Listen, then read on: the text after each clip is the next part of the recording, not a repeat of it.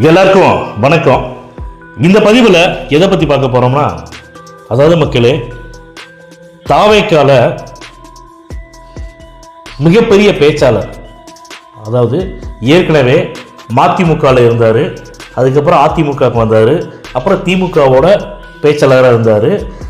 அதுக்கப்புறமா இந்த கரூர் துயர் சம்பவத்தில் எல்லாருமே விஜய் அவர்களுக்கு தான் காரணம் அப்படின்னு திமுக என்னென்ன நாடகம் பண்ணினாங்க அப்படிங்கிறது தமிழக மக்கள் எல்லாத்துக்கும் நல்லா தெரியும்.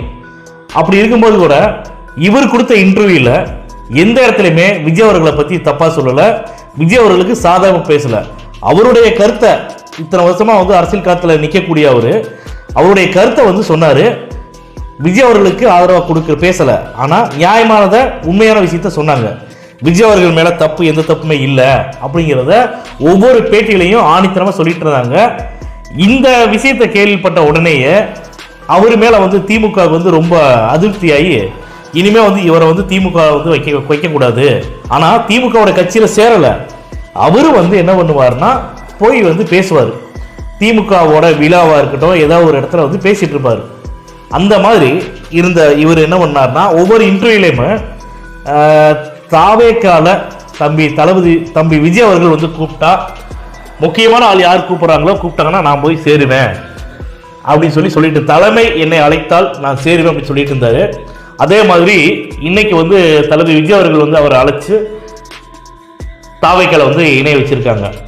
திரு நாஞ்சில் சம்பத் ஐயா அவங்க சேர்ந்திருக்காங்க. உண்மையிலேயே சொல்றேன், ஏன்னா இவரை பத்தி நம்ம எல்லாத்துக்கும் தெரியும் நினைக்கிறேன்.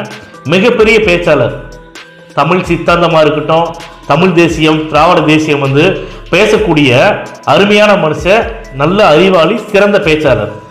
இவர் தான் பார்த்தீங்கன்னா சீமாலா அவர்களை கழுவி ஊற்றுவார் பயங்கரமா.